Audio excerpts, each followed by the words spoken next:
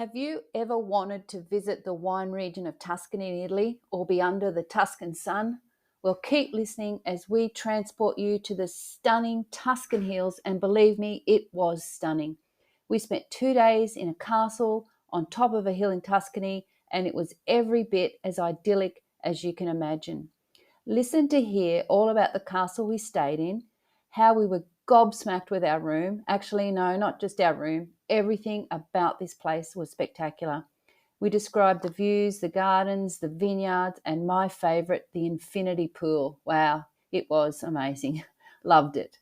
We tell you about the wine tour that we did, which included a tour of the vineyard, the wine cellar with all the big barrels under the castle, and then to top it off, a 5-course banquet dinner with accompanying wines in the beautiful restaurant at the castle. Make sure you click on the link in the show notes to this episode 60 to see all the pictures. Trust me, you're going to want to do that. There is also a link to Castello, Vicchiomaggio, where we stayed, in the show notes, and a map showing you exactly where it's located. And don't forget, if you know someone planning a trip to Italy, then please share our Italian podcasts and blogs with them at beachtravelwine.com/Italy. But for now, enjoy episode 60, all about Tuscany. Cheers! And welcome to the Beach Travel Wine Podcast. We are your hosts. I'm Leanne. And I'm Lyle, and this is the travel podcast for beach-loving, wine-drinking couples over 50. So if that sounds like you, grab yourself a drink, sit back, relax and listen as we go travelling the world, one wine at a time. Cheers. Buongiorno. Ciao, baby. And welcome to Lyle, to episode 60. For Yeah. some reason, that seems like a real achievement. 60 just sounds, that's pretty cool, I reckon. Yeah, 60 does sound a lot. If this is the first podcast you've listened to, you've got a whole library now of travel podcasts to go back and listen to. If you've been with us for a while, well, thank you. I think you're going to like this one, though, because this is one of our little fave things that we did in Italy. And where are we? We're in Tuscany. Yeah. We sure are. It was a huge spoil for us. Yeah. Tuscany. We stayed in the Castello, Vicchiomaggio. But first of all, just to let you know, it was suggested to us that we spend a couple of nights at a vineyard, while we're in the sort of Florence, Tuscany area, wasn't it? Yep. And you can't really say no to that, can you? So we found, or our agent helped find this beautiful Castello Vicchiomaggio, and we headed there. But we were in Florence before we went there, didn't we? We had to get a private transfer. It was a bit hard to get transport. Yes, it was 120 euro each way. But I've spoken to other people around, and they're paying that sort of money at the moment. It's just what you've got to pay. Yeah. However, it was in a Mercedes SUV. I did feel quite glamorous, and also it picked us up right in front of our door. Getting around Italy with suitcases isn't easy, especially the narrow streets and the cobblestones and that sort of stuff. So to get picked up right out front of our door and be delivered to this beautiful castle in atop of a hill in Tuscany, 45 minutes, 50 minutes later was pretty magical. Yeah, we got there about 10:30 a.m. Yeah. And luckily we got an early check-in. But while we were waiting to get the room cleaned, the lady offered us a free coffee. Yeah. So we went and sat on the top of this hill in the gardens and had a free coffee. I have to say, our first impressions, because I was a bit anxious about getting there, trying to organise this transport. I tried 3 or 4, maybe even 5 different companies. And so I was a bit anxious. And I have to say, as soon as we arrived there, oh my gosh, I just got this happy glow. I couldn't get the smile off my face. First impressions, wow, right? Yeah, well, the lady that booked us in, she's the daughter of the owner. Part of the family that owned the property. And the first thing she does is she takes you for a tour. And this is before our room was ready. So she takes us down to the infinity pool. Oh, yeah. And showed us through all the restaurants and where to have breakfast and where dinner was. And Yeah, look, I had really high expectations because Mm. everybody talks about Tuscany and Sure. that sort of thing. But I've got to be honest, Castello Vicchiomaggio, Vicchiomaggio, sì. they just weren't adequate. It was like my Expectations expectations. weren't adequate, Yeah, yeah. yeah, because I've never seen anything like it. No. It really was. It's exactly as you picture Tuscany to be. We'll probably talk about the views and stuff in a little while as well. But out of all the places we've been in Italy, Tuscany's on the top of the list of places I would want to go back to. Well, one of the things I read, it's the most famous hills in the world. Yeah, of course, the Tuscan hills. Yeah. So we arrived at Castello Vicchiomaggio. We've done the tour. We've had coffee, and do you want me to talk about where we had our coffee? Will I do that? I think you should. All right. So when you walk around the Castello, there's a huge big building that used to be the castle, and around the front of the building is beautiful manicured hedges, and along the fences they've got the big terracotta pots full of red geraniums, and then around the corner from that it's all sort of gravel paths, and there's this huge sort of garden area with the topiary sort of garden, and the views from there. Basically, you're looking over some terracotta tiles of an old little Tuscan house and villa, past the pencil pines, over the olive trees, and looking at the vineyards on, going down the hill and then back up the hill. And on the other side of the hill is another, beautiful property just surrounded by vineyards. Like it is. And the thing that, you just can't explain is the smell of the place. Yeah, there's absolutely. Jasmine, there's the flowering sort of blossom trees. I still haven't found out what they're called. Divine, absolutely divine. I can't tell you just how beautiful it was. So, we were just blown away, weren't we? Yeah. Well, I have a problem with my sense of smell normally. I have a very limited sense of smell, which is surprising because I've got a big nose. But anyway, I couldn't believe the fragrance of just walking around this Castello. It was just amazing. And we'll have to just tell people that Castello Vicchiomaggio is actually a working winery as well. It certainly is. Yeah. So we'll talk a bit more about that because we did try some of the wine, didn't we? We did. Yes, we did. But that's enough talk about how pretty it is because we're going to be doing that the whole episode, I know. But it was time for us to be shown our room.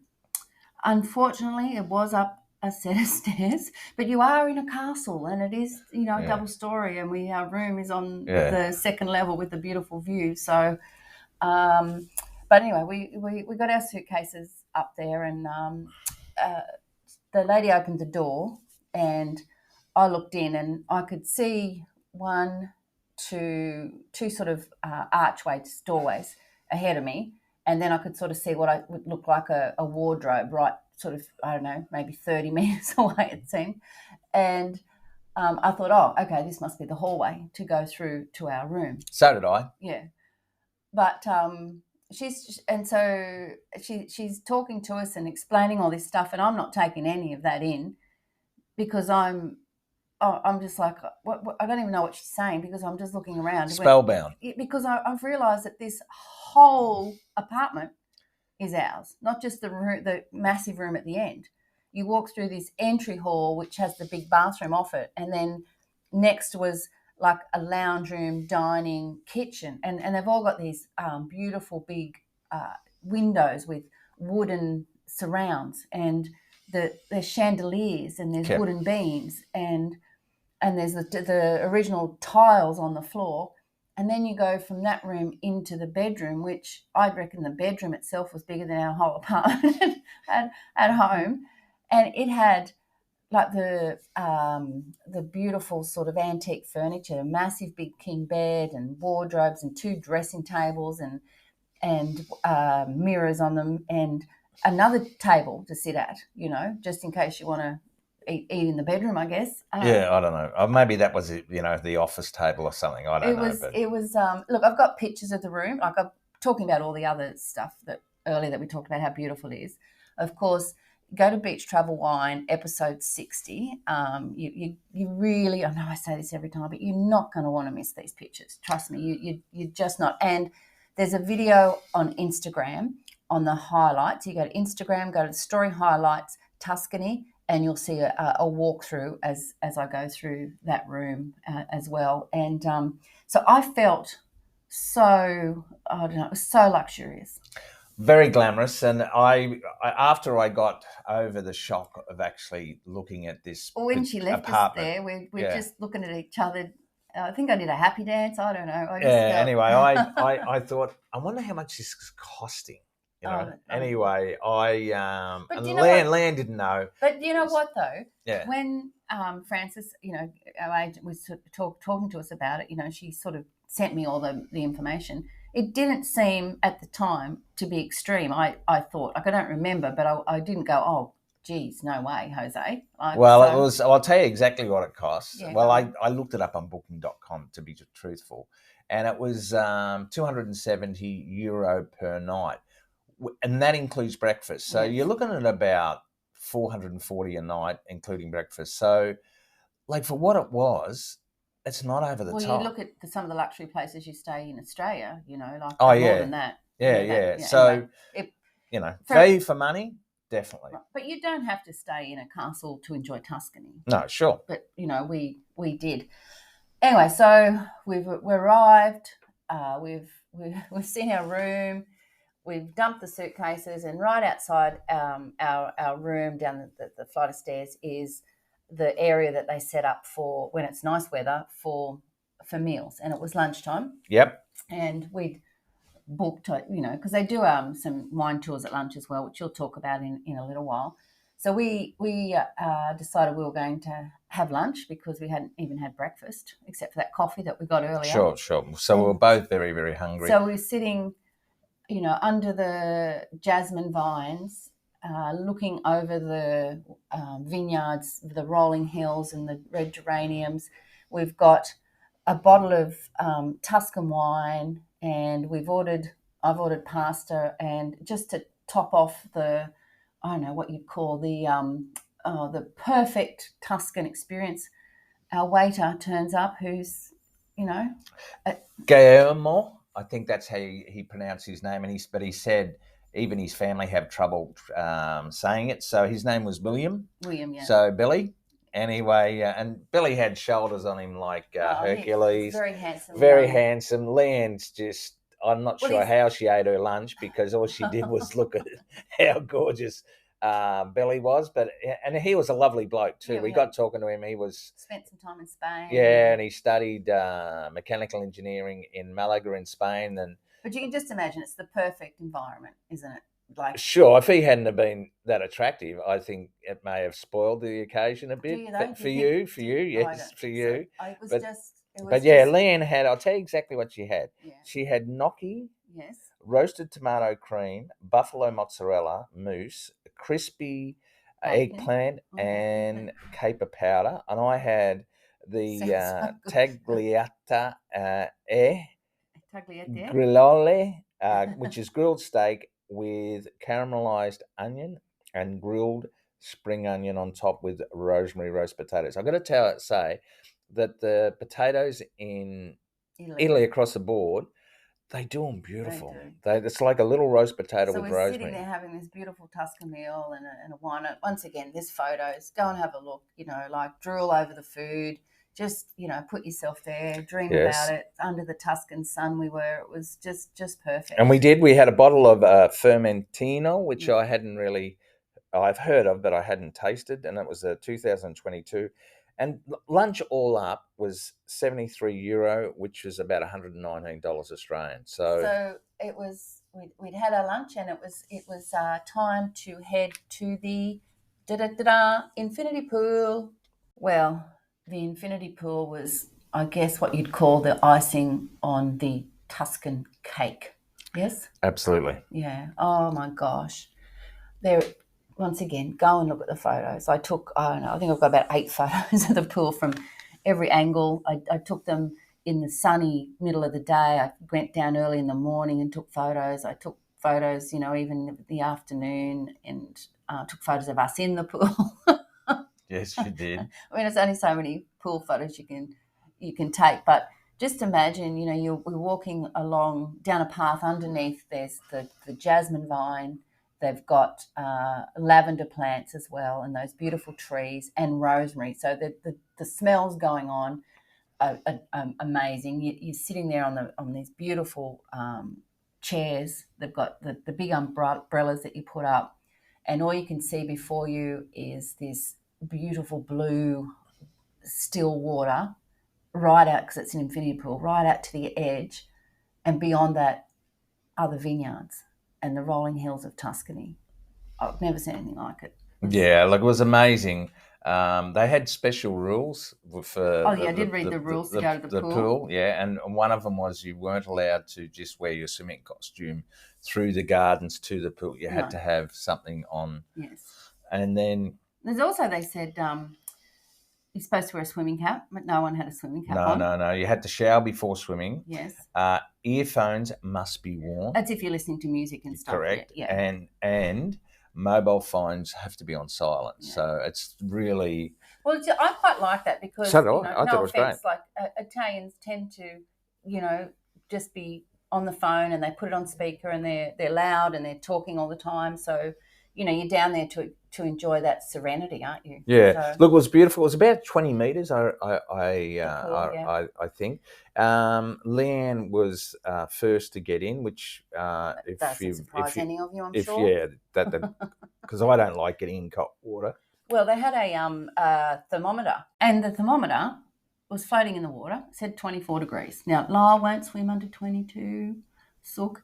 And so I've hopped in and, swam across to the edge of the pool and, it was just beautiful. And I'm like, you just have to get in, don't you? Yeah, but you had this big smile on your face like it was about 28 degrees. Yeah, no, it got my attention when I first got in, that's for sure. So anyway, I got in and, it was refreshing, very refreshing, but you had to do it. Sure. And you swim over to the edge and you just, there's like the vineyards and they've got roses at the end of the vineyards and there's, some olive trees around and there's, I don't know what the other plants were with the yellow flowers, and you could see the sheds in the vineyard, like the old, sheds from years ago, and oh my gosh, it was to die for. So we stayed down the pool for quite some time. There were we had it to ourselves for a little while. There were a couple of other people around, but they had enough chairs for about 25 people. But I think in total there might have been 6 at the most. Yeah, at the most. There was that Norwegian couple came down. Yep. And an Aussie couple. Yeah. Yeah. So. Yeah. Look, the pool, was just beautiful. So we spent the afternoon there, and they have the sun chairs, which is, we don't have them in Australia, but we have sun chairs, beach chairs, but these have like a shade. These have canopy. A shade canopy above your head, which I think is incredible. Lyle's giving everybody the demonstration. Sorry, you can't see it. Yeah, because I've got both arms up again. So you're under the umbrella, and they do have that sunshade as well. So, but.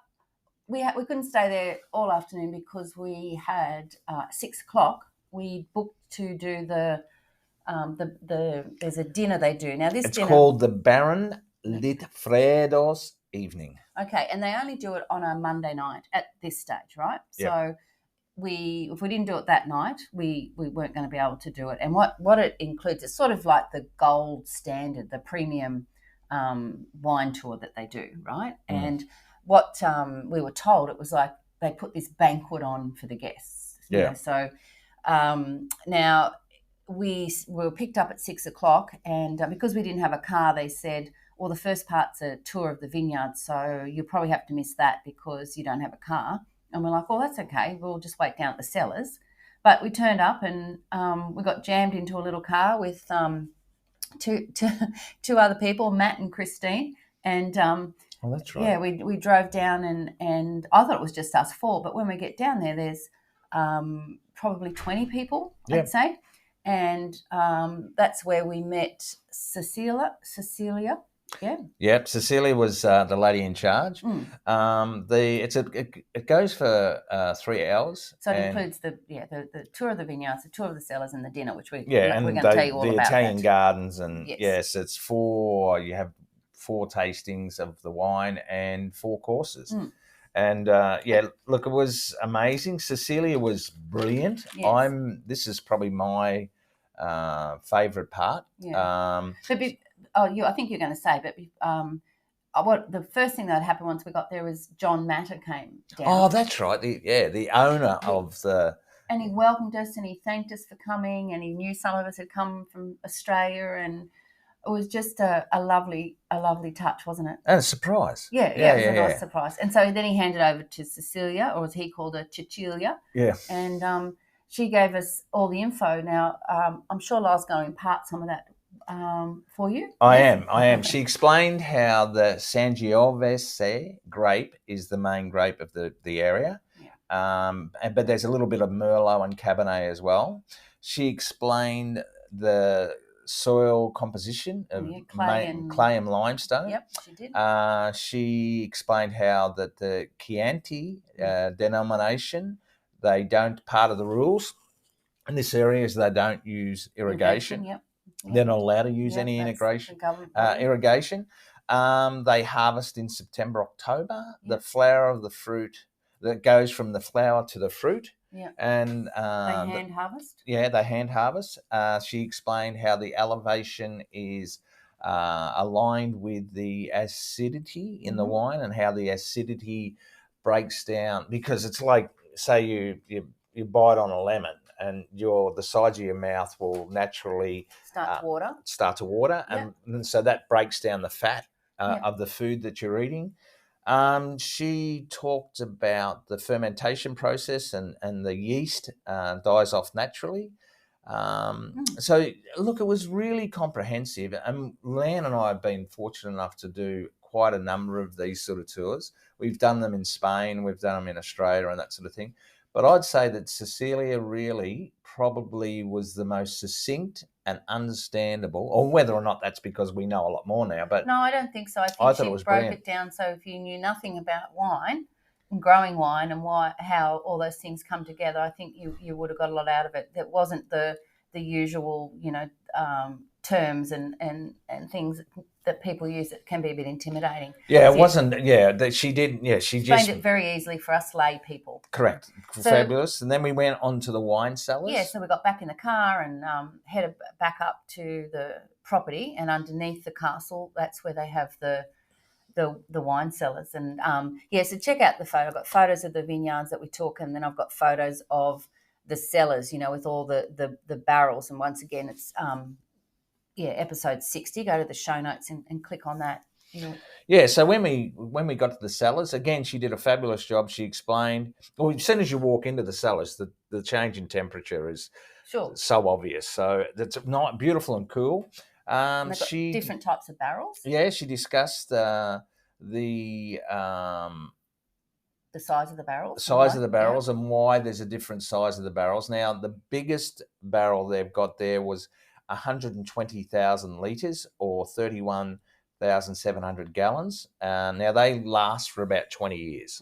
Okay. The smaller barrels, they're much smaller. 225 litres, or 39 gallons, and they only last between 3 and 5 years because they have a lot more contact with the wine. And the winemaker decides, do they want to have more taste coming from the inside of the barrels, because the barrels are burnt. Correct. And they have different levels of charredness, I guess is the word. So and that's what gives you the vanilla or the chocolate or the pepper or the caramel flavours. And obviously different winemakers have different ideas on that. Yeah. And that, it's just the characteristics of the wine, which I thought she did a fabulous job on that. Yeah. And then she went on to say how much the wine, the 120,000 litre that lasts for 20 years, how much that costs. And then and it's all French oak, and the French oak is the best oak.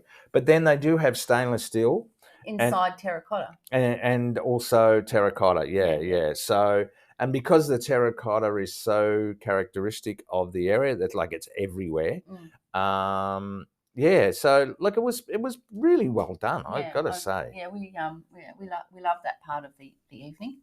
So we really, as I said, enjoyed that part of the tour. But now it was time to actually taste the wine. So we did the short walk from the cellars up to the welcome area, inside sort of the castle, yeah? Yeah. The original building was built in the 9th century, and then the extensions after that were built in the Renaissance.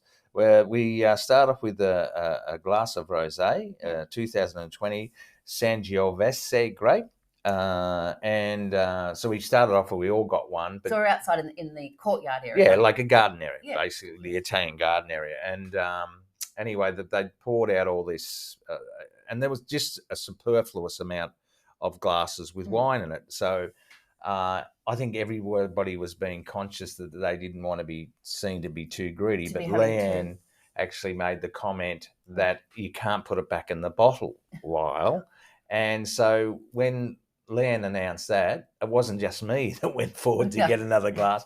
Everybody said it was like a release. Everybody went, and it was beautiful wine. And we were talking to another couple from Australia. We met there, Kirk and Brooke. Yeah, that's right. And what a fascinating trip that they were having. Like, he's a motorbike guy, so he'd been over there for the GP.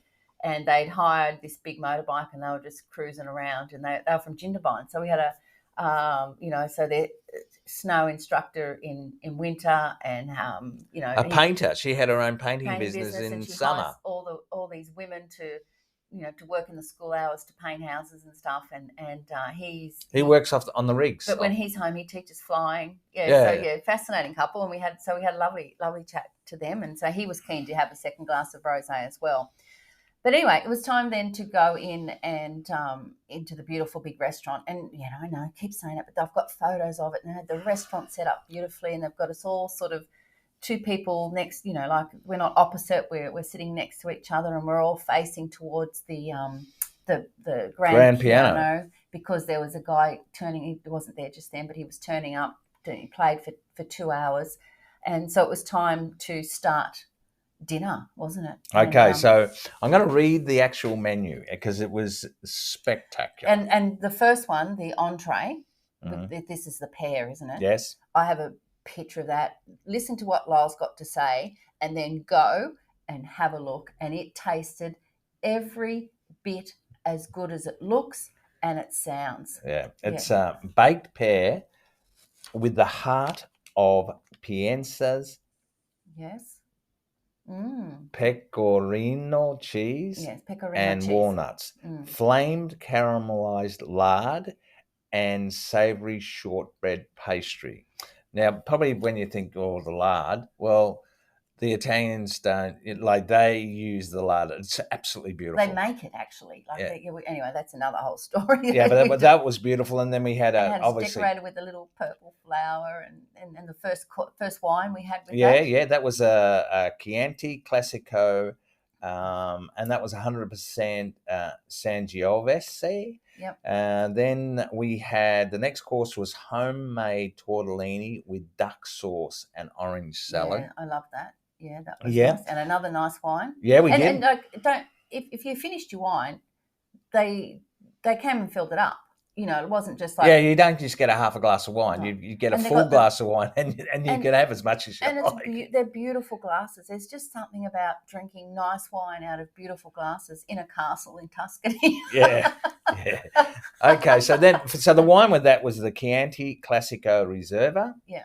And that was 90% Sangiovese and 10% Cab Sav. Then the main course, which was grilled sliced steak with Chianti Classico wine reduction with seasonal vegetables. And look, they all came out the medium rare. And the vegetables were just to die for. Yeah. And we hadn't had too many vegetables. But the steak was just brilliant. It was just so good. And the wine with that was probably my favourite. Yeah, you did. You said that. It's the Chianti Classico Gran Selezione, La Prima 2019, 90% Sangiovese and 10% Merlot. Now, what I loved was the dessert. I couldn't eat it. I had a bit, but oh my gosh, it was... Okay, listen to this. Yeah, listen to this. Listen to this. Creamy bananas, apricots, and mango mousse with almond crumble and crunchy coconut biscuit. It sort of came out like a cheesecake with the layers. Yeah. It was spectacular. Yeah. And I had eaten probably half a lamb steak as well, but that wasn't going to stop me on that dessert. And it looked brilliant, didn't it? And did we have a dessert wine? Yes, we did. I didn't drink it. I'm not a sweet wine girl. Yeah, and well, neither am I. It's they call it like a Botrytis wine. But we just. I think we drank about 3 bottles of water the whole night as well. Yeah, unlimited water. Trying to like pace ourselves and make sure we didn't drink too much wine. Enjoyed the food, and the guy on the piano was playing all the hits. From Ed Sheeran while we're to Whitney Houston to Elton John to Billy Joel, he didn't sing, but just the beautiful. No, but he played for 2 hours. It was incredible. And so after dinner, I sort of, took my chair over next to Kirk and Brooke and said, "Oh, do you mind if we, come and join you?" And they were like, "Yeah, that'd be great." So we sat there a bit more and had a couple more wines, and we were last to go. So when we left, every table was cleared and empty. It was just us, and they had to get up early the next morning and head off on their bike towards Milan. And all our plans the next day were to go back to the pool, the infinity pool. Well, if you're not sort of sick of us going on about how wonderful this place was, I'm just going to add something else now. So breakfast. Yeah, beautiful. So breakfast is included, and it's in another little restaurant area in the castle, off the big restaurant where we had our dinner. And, it's one of those beautiful Italian buffet breakfasts where you've got all the pastries and the fresh fruit. Oh, the fresh fruit was amazing. Yogurt, cereals, toast. Eggs and bacon. Pastries, eggs and bacon, coffee, orange juice, peach juice, pear juice. It was, I just sort of snuck a few little pastries in my bag. It's just, I do that. It's just one of my habits. And because we weren't going to do lunch, we were going to get a basket for dinner. Correct. Yeah. So we took our time over brekkie. It was really nice. Actually, I went down before you. You had a bit of a sleep in, and I got up a bit earlier and went and took some photos as well because there was some sort of fog around and stuff. It was really pretty. And then we decided, we knew there was some storms around in the afternoon, so we went back down to the pool, really, and as you do. And we decided we just wanted to, get every ounce of time enjoying Castello Vicchiomaggio as we could, right? Yeah. Well, it was magnificent, and the water was still 24 degrees. It's still 24. It's lucky for you. And so there was some storms in the afternoon, but we had this beautiful big room to sit back and read and enjoy. It was lovely. And then the rain sort of cleared about, 5-ish, and once again the fog was lifting and everything just seemed a lot sort of crisper and greener and just more magical after the rain. And we went and got a couple of cold beers from reception, and we sat under in the garden again, looking at, out over the Tuscan hills and the beautiful gardens of the villa, the castle. And we'd ordered, because the restaurant doesn't open on Tuesday night, we'd ordered a food basket, and it was full of breads and dips and cheeses and salami, and we couldn't get through it all. Well, there was 2 plates, one for both of us, and we only ate one. Yeah, we only ate there was one. There was that much there, and it was beautiful, really, really nice. Yeah. And we got a bottle of the Fermentino again, which was €15. Yeah. It looked great value for money. Now, just to let you know that you don't have to stay at Castello Vicchiomaggio to experience the castle itself. They do a wine tour. They do a couple of different ones. Yeah, they do. They do one between 11, 15 and that goes for 2 hours. Well, similar to the one we did, but not as many courses, and it's lunch. Yes. Yeah, lunch. Yeah. So you get 3 wine tastings and lunch, and that's €58. And I think you do that goes Monday to Sunday. I think you do the cellar. Oh yeah, you do the vineyard tour, you do the cellars, and you get a tour of the gardens. Then there's also an afternoon tea, I would put it. That's the gold wine tour, which is Monday to Friday, 3:30 to 5, and that's €30. Again, you get the vineyard tour, the historical cellars, 4 wine tastings and Tuscan bread. Mm-hmm. Now that, as I said, I think €30. And then finally, there's the you know how to say this? Sommelier. Sommelier finest wine tastings, Monday to Saturday, 10 till 6, and that's €17. Yeah, but that one is actually at their wine sales shop, which is about a kilometre down the road. So that's anyone can sort of stop in there and enjoy that, can't they? Yeah. So, they've got it all sewn up, to be honest. Yeah. Now, just to give you a bit of an idea on, where Tuscany is and how big it is. Look, it's a region in central Italy. Yeah. Florence is its capital city. Yep. The area is 23,000. No, sorry. Yes, no, 23,985 square meters.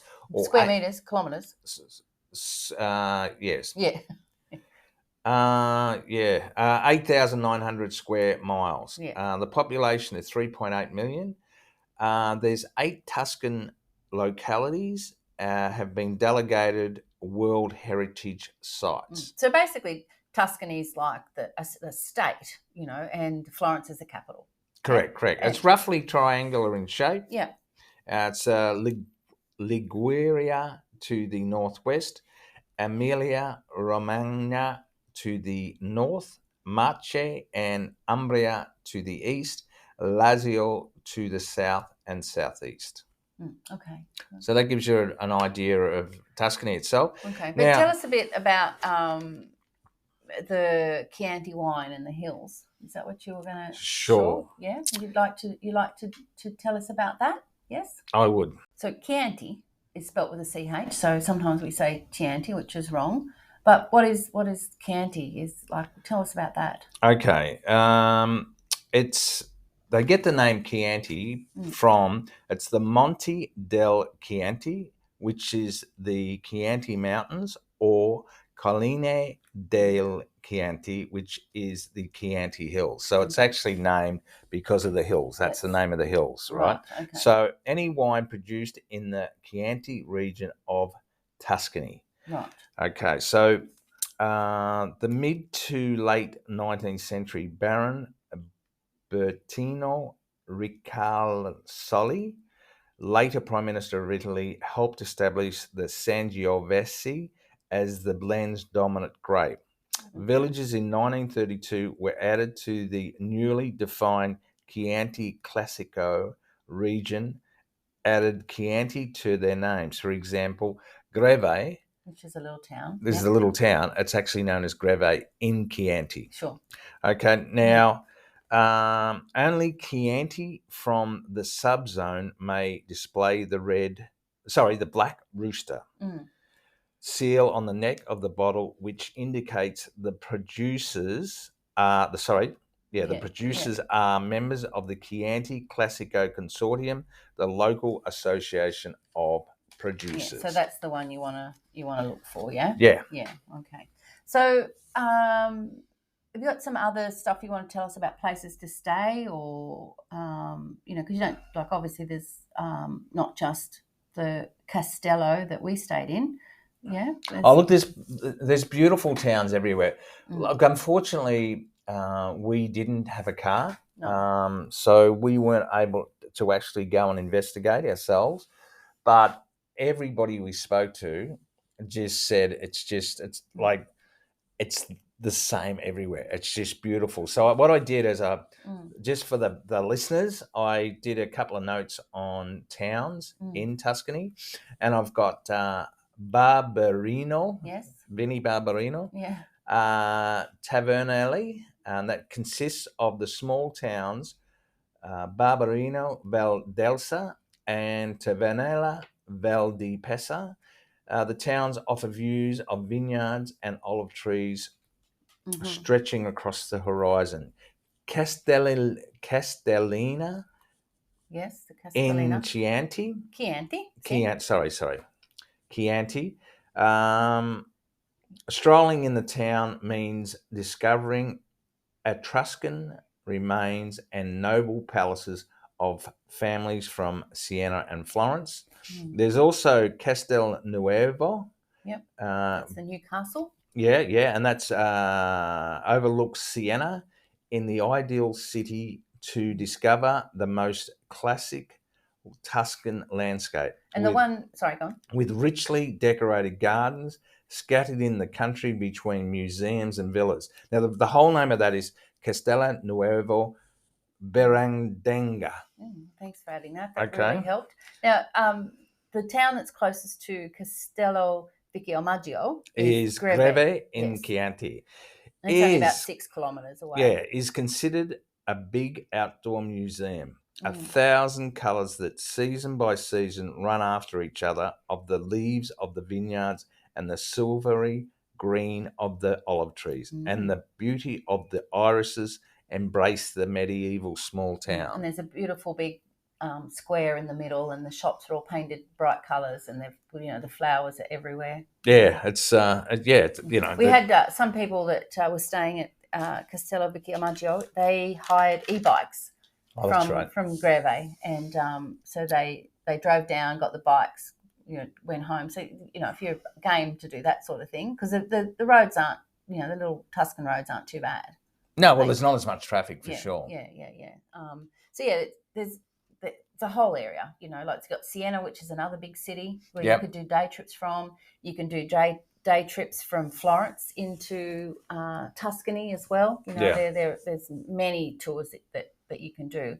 We just like the idea of having a couple of days in the Tuscan hills, didn't we? Yeah, well, we were told how beautiful Siena was by more than one person. They said it's like a small Florence, and we thought Florence was really nice as well, didn't we? Yeah. So yeah, it's beautiful area. As I said, like where we stayed was magical. It's everything that you see in the movies. It's everything that you think it's going to be. And we would, it's one of the areas that I'd love to go back to and find a way to explore without driving myself, because that's never going to happen. So yeah, but there's private tours, there's private drivers, all that sort of stuff, and to go back in autumn would be beautiful when all the vines are changing colours as well. So yeah, definitely recommend. So please go and have a look at our website, or if you're listening now on Spotify or Apple, click the link in the show notes to episode 60, because all the photos of, as I said, I've taken photos of the views at sunset, with the fog, just on a beautiful sunny day. There's photos of the building, the castle, the dinner, the wine, the pool.